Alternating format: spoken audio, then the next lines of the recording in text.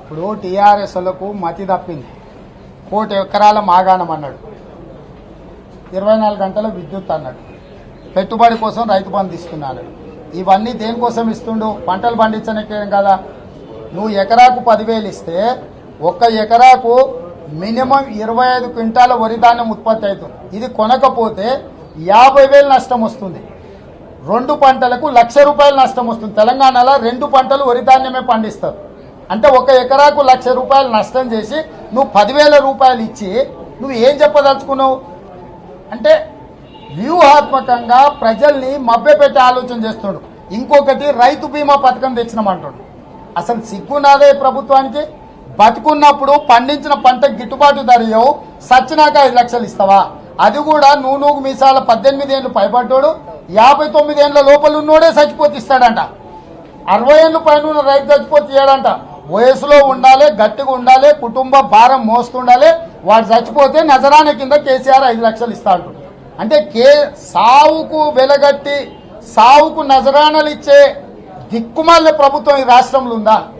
సచ్చినప్పుడు 5 లక్షలు ఇచ్చే బదులు బతుకున్నప్పుడు 1960 పెట్టి ఒడ్లు కొనవచ్చు కదా అని అడుగుతున్నాం మేము. అంటే మా చావులకు కూడా వెలగడుతున్నావు, కానీ మేము పండించిన పంటకు మాత్రం నువ్వు కనీస మద్దతు ధర ఇవ్వట్లేదు. అంటే కేసీఆర్ అనేవాడు రైతుల యొక్క చావులు కోరుకుంటుండు. కేసీఆర్ రైతు బీమా తేకంటే ముందు నేషనల్ క్రైమ్ రికార్డ్ బ్యూరో ప్రకారము 7,409 మంది రైతులు చచ్చిపోయినని నివేదిక ఇచ్చింది. కేసీఆర్ రైతు బీమా తెచ్చిన తర్వాత వ్యవసాయ శాఖ మంత్రి నిరంజన్ రెడ్డి గారు ఆయన ట్విట్టర్లో డైరెక్ట్గా పెట్టిండు. రాష్ట్ర ప్రభుత్వం ఫుల్ పేజ్ యాడ్స్ ఇచ్చింది. 74,000 మంది రైతులు చచ్చిపోయినారు, రైతు బీమా ఇచ్చినామని ప్రభుత్వం అధికారికంగా పేపర్లలో ప్రకటనలు ఇచ్చింది. రైతు బీమా వచ్చినాక 74,000 మంది, రైతు బీమా కంటే ముందు 7,400 మంది. మొత్తానికి తెలంగాణ రాష్ట్రం వచ్చినాక కేసీఆర్ ప్రభుత్వం చెప్తున్నది 85,000 మంది రైతులను మేము పొట్టన పెట్టుకున్నామని అధికారికంగా లెక్కలు చెప్తున్నారు. ఇక వ్యవసాయాన్ని పండుగ చేసినామని చెప్పి వీళ్ళు ఎట్లా చెప్తారు? అసలు వీళ్ళకి ఇంగిత జ్ఞానం ఏమన్నా ఉందా?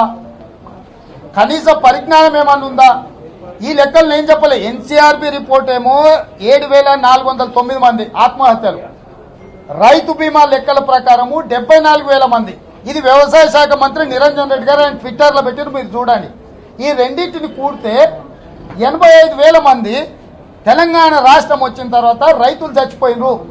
85,000 మంది తెలంగాణ బిడ్డల్ని రైతుల్ని పొట్టలు పెట్టుకున్న కేసీఆర్ ఇది బంగారు తెలంగాణ అవుతుందా, బొందల గద్దె తెలంగాణ అవుతుందా? మీరు చెప్పండి.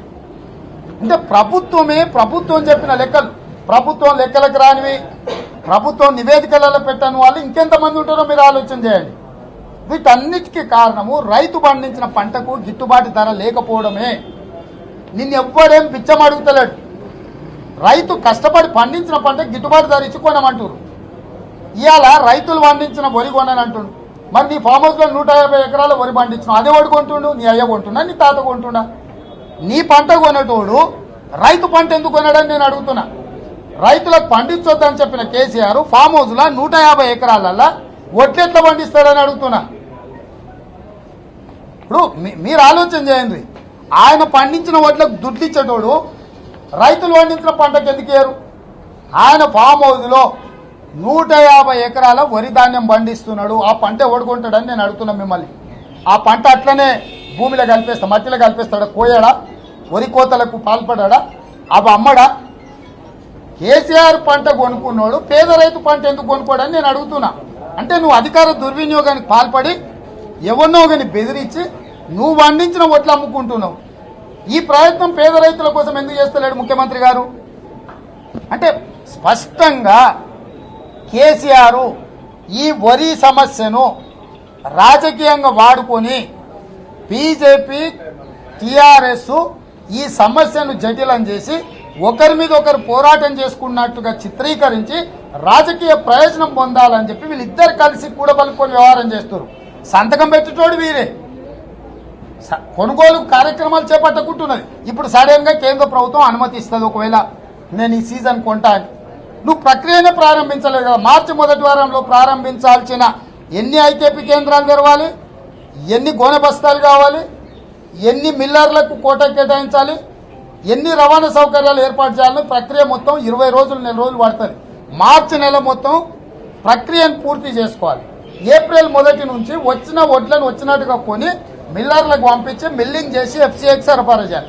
ఈ నెల రోజులు మొత్తం ఏం చేయలే. ఒకవేళ ఊహించని విధంగా అనుకోని పరిస్థితుల్లో కేంద్ర ప్రభుత్వం కొంటా అన్నది అనుకో, ఈ ప్రాసెస్కి అంతా మళ్ళీ నెల రోజులు కదా. నెల రోజులు రైతులను కుప్పల కాడ కాపలా కాసి గుండెలు వగిలి మళ్ళీ సంపాదన కేసీఆర్ ప్రయత్నం చేస్తుండా. ఎందుకు ఈ ప్రక్రియ చేపట్టలే?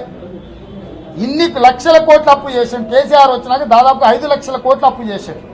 ఈసారి రైతుల దగ్గర కొనుగోలు చేయడానికి 10,000 కోట్లు నీ దగ్గర లేవా? బాస్ దీంట్లో సింపుల్ లెక్క. 100 కేజీల వడ్లిస్తే బాయిల్డ్ రైస్ 65 కేజీలు వస్తాయి. రా రైస్ అయితే 50 కేజీల రైస్ వస్తుంది, 15 కేజీలు నూకలు వస్తాయి. రైసు 3,000 రూపాయలకు క్వింటాల్ పోతే నూకలు 2,000 రూపాయలకు క్వింటాల్ పోతాయి.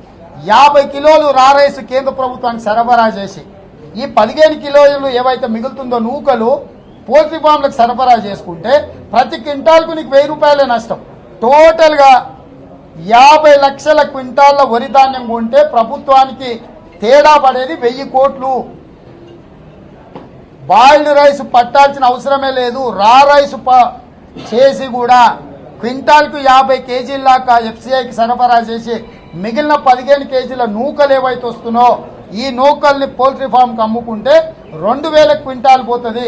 దాంతో 1000 రూపాయలు తేడా పడుతుంది.